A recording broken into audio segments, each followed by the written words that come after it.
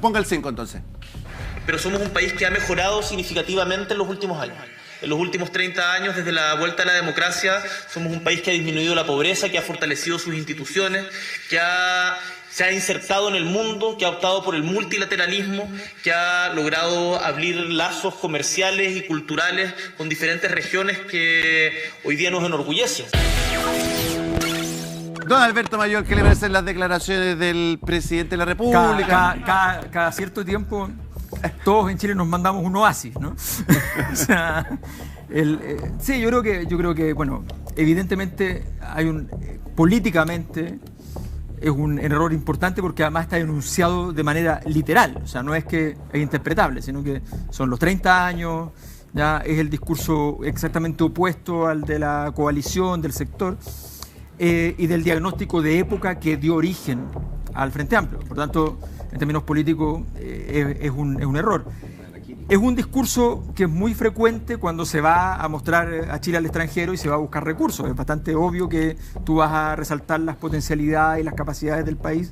La gran crítica que había era que los números gruesos con los cuales se analizaba Chile no tenían correlación con la capacidad de los hogares de vivir. Esta discusión es la discusión fundamental. La discusión fundamental es entender que tú mirabas el Estado de Chile, mirabas las empresas chilenas y veías entonces un sistema robusto, sólido. Y tú mirabas los hogares en Chile y los seguimos mirando y los hogares estaban muy endeudados e incapacitados. El 80% de los hogares, dato público, encuesta de presupuestos familiares, el 80% de los hogares no llega a fin de mes. Y eso no incluye los créditos, ¿ya? Entonces, hay un problema que es real. Aquí en las soluciones podemos tener muchos problemas, pero no nos discutamos los datos. O sea, en el diagnóstico no hay mayor diferencia, en las soluciones. Bueno, por eso, pero ojo, que ese diagnóstico de la situación de los hogares fue un diagnóstico que se revertía diciendo muchas veces: nunca hemos comido más carne, nunca hemos tenido más computadores, ¿ya? Claro, y en la tecnología eso más bien dependía del Partido Comunista Chino, que nosotros tuviéramos más bienes, ¿no? Pero en la carne sí, pero el precio barato. Alberto, un poco para entenderlo. Para entender un poquito lo que dice Alberto. Tenemos un presidente que dice algo en Chile, pero afuera dice otra cosa completamente distinta. Completamente. Bueno, pero es que eso es, por eso me refiero que es la misma situación. La entrevista de Piñera cuando habla del oasis es a un medio extranjero. Entonces tenemos un problema de cómo contamos esta historia afuera y cómo nos contamos nuestra historia adentro. Chile, y es un problema que viene endémicamente en las últimas décadas. O sea, a mí me contaba gente de los entornos de las políticas públicas de infancia que nadie quería ir a los eventos internacionales de infancia. A los otros temas sin problema, pero a infancia no, porque Chile tenía datos muy malos para el nivel de ingreso que tiene. Entonces, tenemos que ser capaces de sincerarnos con el diagnóstico. Yo creo que cuando no tenemos un diagnóstico intelectual fijado, sólido, claro, donde estamos todos de acuerdo realmente, no nominalmente, ¿ya? Con ese diagnóstico podemos trabajar. Ese es un esfuerzo que hay que hacer entre los sectores políticos, porque si no, la crisis no va a tener solución, porque vamos a estar 4 años para un lado, 4 años para el otro, y no en 4 años no hay... Primero voy a hay que reconocer, seamos honestos. Escuchémonos, por favor. Esto de Boric, esta voltereta de los 30 años, ya la hizo antes en Chile. O sea, la ha hecho varias veces. Fue para meter selfie.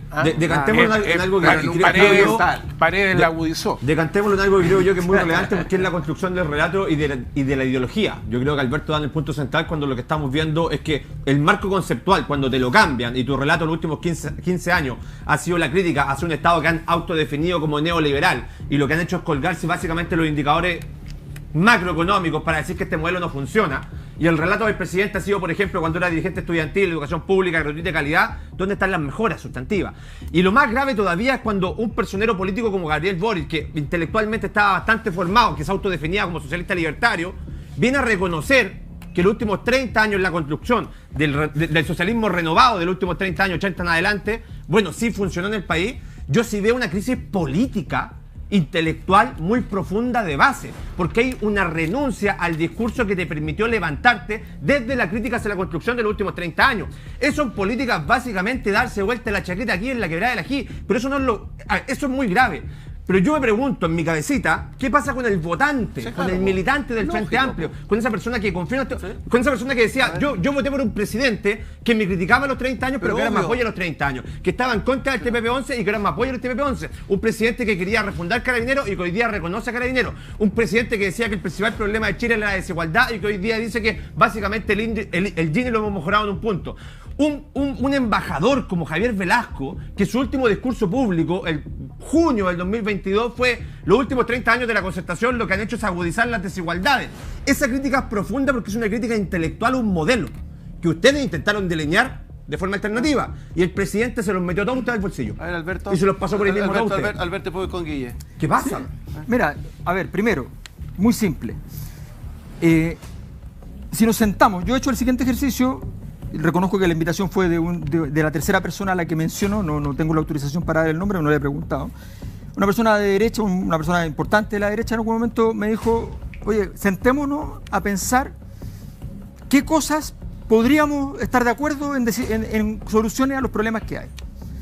Y si nosotros te sientas, tú vas a encontrar un 80% de las soluciones que son de sentido común. Que caen de cajón. Que caen de cajón, sí. Que requieren inversión, sí. Que requieren dificultades, que son difíciles de administrar, pero que son razonables, que son súper simples. Y luego viene un conjunto de decisiones que ya involucran una perspectiva ideológica, que es legítima además. Sin duda, pero ¿dónde está? Pero bueno, pero la pregunta que yo te hago de vuelta es...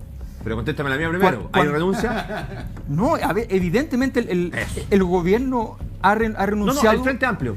Bueno, pero el gobierno del Frente Amplio, o sea, el gobierno y el Frente Amplio nunca renunciado a su ideología. Han renunciado. A ver, el Frente Amplio nunca tuvo una ideología muy clara, hay que decirlo. Sí. O sea, tenía 13 movimientos desde liberales hasta libertarios, socialistas, hasta anarquistas, igualitario, sí. Y eso, pero en políticas públicas estaba más o menos claro. Esas políticas públicas no se han llevado a la práctica en su mayoría. Algunas se han hecho, pero la mayor parte de esas no se han trabajado. De hecho, el corazón del Frente Amplio se produjo en educación, históricamente, y en educación no se ha hecho. Nada. Entonces, eso es claro. Entonces, eso tengámoslo sobre la mesa de todas maneras. Yo creo que la honestidad intelectual en estas cosas nos ayuda a limpiar la escena, ¿no? Por lado y lado. También es cierto que cuando yo hice el mismo diagnóstico que les acabo de decir en ENADE del 2011, durante 6 meses me dijeron, es relevante, nos parece bien, pero se quitó la fiebre, desaparecieron las protestas y dijeron, no lo inviten más a ninguna parte. ¿No? Entonces, bienvenido a Sin Filtro cuando quiera. Entonces esa problemática de que estamos yendo de un lado para otro, hagamos un acto de honestidad intelectual y digamos, mira, todo esto existe y todo esto lo podemos hacer y de ahí para adelante vemos. Guille. Yo creo es muy interesante la conversación. Sí. Yo creo que con el tiempo nos vamos a dar cuenta de lo importante, lo muy relevante que es lo que ocurrió el fin de semana. La frase del presidente Boric, que no es interpretable, como decía Alberto, porque él habla de los 30 años, es muy literal, tiene una importancia histórica que nos vamos a dar cuenta en el futuro, porque al final esta es la derrota cultural más importante de cierta parte de la izquierda, porque la realidad terminó por imponerse.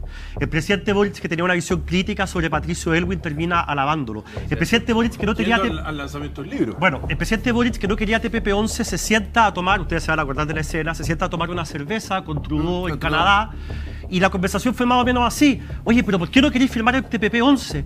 No, porque el tema del arbitraje generalmente ganan los privados.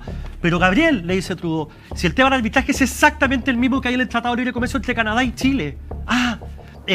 Cuando Gabriel Boric viaja por todo el mundo y todos los líderes mundiales le dicen, oye, qué increíble lo que ha hecho Chile en los últimos 30, 40 años. Y entonces, él se empieza a dar cuenta de que lo que él pensaba respecto de la historia de Chile era Narnia.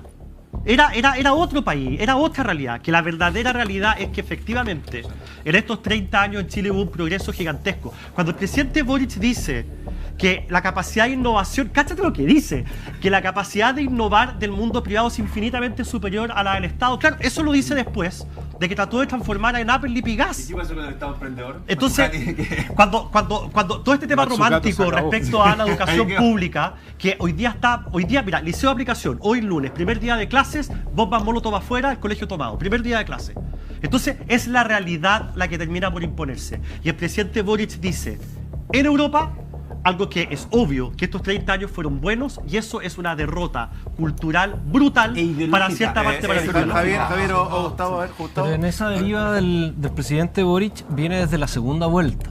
y desde ahí se le ha caracterizado, a lo menos por algunos sectores de izquierda, como una continuidad de un gobierno de la nueva mayoría 2.0, en la cual esa coalición de la nueva mayoría se amplía hacia el Frente Amplio, con un programa relativamente similar también al de la nueva mayoría en materia de derechos sociales, que no era ningún programa refundacional, pero que sí marcaba algunas diferencias estructurales en ciertas materias, y que si uno lo mira con el escenario internacional es bastante similar al programa que impulsó Petro. Pero yo diría que ahí hay una diferencia en términos de liderazgos. Pero si uno mira el programa que tiene Petro en Colombia con el programa que tiene Boric en Chile, o que tenía Boric en Chile, no eran tan diferentes en algunas materias, apuntaban hacia un mismo horizonte, pero Boric, a diferencia de Petro, y yo creo que principalmente por la derrota el 4 de septiembre, acepta la renuncia a las propias ideas que lo llevaron a gobernar. Y hoy día, por ejemplo, en materia de la discusión pero la acepta sobre... rato, a veces como no la acepta, hay un simbolismo en declaraciones que se permiten en el extranjero para un lado o para el otro, al mismo tiempo que reivindica la lucha por los derechos humanos y al juez Baltasar Garzón, luego va a saludar con igual ímpetu al rey y a las empresas. Eso es el plano simbólico, pero en términos de hacia dónde está gobernando, yo diría que está con mayor renuncia a lo que fue el segundo gobierno de la nueva mayoría, y eso también limitado por una condición práctica, es que no tiene mayorías parlamentarias. Entonces vemos, y con esto cierro, al Partido Comunista defendiendo la reforma previsional a través de la ministra Janet Jara, respecto a la cual se opusieron durante el gobierno de Piñera porque no creen en esa propuesta. Sin embargo, están renunciando porque están tratando de sacar a flote el gobierno. Alberto. Salvar los muebles es un deporte en política que todos lo han jugado, así que eso está claro. Yo creo que lo importante aquí es entender. En primer lugar, yo creo que es muy importante entender, no pasarse un poco de rosca respecto al escenario. La política se mueve por mareas completas, no individualmente. Entonces, se mueve para un lado, se mueve para el otro, con todo, porque la gente apuesta. La gente normal solo quiere integrarse en la sociedad. La gente normal no tiene una ideología. Quiere estar, si en la Edad Media había que ir a misa, para integrarse vas a misa. ¿Ya? Y ahora, si hay que ir al mall, hay que ir al mall. No pasa nada, es normal. Entonces, en ese contexto es que se produce la situación actual donde la gente apostó por un gobierno, apostó por otro, apostó por un gobierno fuera de los mundos conocidos, por Boric. En medio del gobierno le quiso quitar la pelota y se la pasó a los republicanos que están fuera del mundo conocido también. Aquí las dos grandes coaliciones cayeron. Están probando a alguien que dé una respuesta. Entonces tengamos claro que no es que la gente se convenció de tal o cual solución. La gente está probando a quién le pasa la pelota. Obvio. Y eso es lo que no se ha logrado encontrar alguien que juegue a la pelota medianamente bien, digamos. Pero hay que decir que la gente... Johannes, cortito. Pero hay que decir que la gente buscó a quién pasarle la pelota en función de lo que decía. Del programa, de toda la campaña, de la trayectoria que tuvo. Yo creo que, tengo una hipótesis súper distinta, yo creo que Boric nunca fue lo que dijo que era. Yo creo que Boric es Boric. Es mucho más subjetivo. No es nada subjetivo. Tú revisa lo que eventualmente revisemos el comportamiento en todos los ámbitos. Yo creo que, por poner un ejemplo, se discutía en el Parlamento el aumento, el primer proyecto de ley que ingresó Piñera, el 2018, el aumento a los organismos colaboradores del Sename. Lo lanzó en Puente Alto, Boric se sumó a esta campaña de los niños primero en la fila, formó una comisión en La Moneda, Boric fue rompiendo con el Frente Amplio, porque el Frente Amplio no estaba de acuerdo con eso, y él se escapó y fue a La Moneda. Después sumó a otros. ¿Para qué? Para aumentarle las subvenciones, las platas, a las fundaciones que, en mi opinión, muchas de ellas lucran con la infancia. Esa perspectiva que hoy día discutimos respecto de cómo se han corrompido las fundaciones, ahí estaba en juego, porque lo que estabas poniendo era plata, y desde la perspectiva de los legisladores, legislabas a favor de aumentarle las subvenciones sin ponerle transparencia, sin exigir unos mínimos, etc. Yo creo que hay muchos otros ejemplos respecto al comportamiento de Boric que dan cuenta de que este es Boric. Este Boric es el verdadero Boric. No el anterior. O sea, un fraude electoral como... Yo quiero enganchar con lo que dijo Alberto, porque es cierto que mucho del desapego con respecto a la clase política es consecuencia de un empeoramiento objetivo de las condiciones de vida de los chilenos a partir del 2015, diría yo. específicamente de la mano de la inmigración masiva que reventó el mercado laboral y reventó el mercado inmobiliario y también la calidad de vida en muchos barrios. La reforma de Arenas. Entonces, y la reforma de Arenas que para más remate paró la economía. O sea, tú tienes ahí una situación en la cual entonces muchas familias que se habían endeudado para un cierto ingreso, ven cómo se reduce el ingreso, pero la deuda se mantiene y con eso se quedaron sobreendeudados y se metieron en un círculo extremadamente vicioso. Ahora, ¿qué es lo que sucede cuando entra el 1810 y después esta respuesta, que es la respuesta del brazo no armado del octubrismo, digámoslo así? Que todos los índices para esas mismas familias empeoraron. No se mejoró en nada. A partir del 18, si ya a partir del 2015 tú tenías medible un empeoramiento de las condiciones de vida de los chilenos más humildes, tú a partir del 1810 tienes un desastre. Y esto lo estamos viviendo en este momento. Y la razón por la cual, una de las razones, y ahora trato de ser objetivo, una de las razones por las cuales la gente está votando por republicanos, es porque ven en el orden la posibilidad de recuperar una senda que se perdió en algún momento. Ven en el control de fronteras una posibilidad de recuperar ese orden. Ven en la recuperación del orden económico también la posibilidad de volver en algún momento a un desarrollo económico que los vuelva a llevar a ellos en la pasada. Y eso es algo que la izquierda en este momento no solamente ya no puede ofrecer, lo ofreció la concertación durante mucho tiempo, crecimiento económico, distribución de la riqueza, lo ofreció. Pero la izquierda en este momento se ha derrumbado porque tú tienes distintas almas también. Tienes aquellos que no les interesa el crecimiento económico porque son demasiado ecologistas. Tenés los otros que no entienden el crecimiento económico como un aporte para aumentar lo que es el gasto social, también a partir de lo que son los ingresos fiscales. Y tienes una inmensa mayoría que la verdad es que ve todo esto y dice, bueno, ¿cuál es la solución práctica a mis problemas?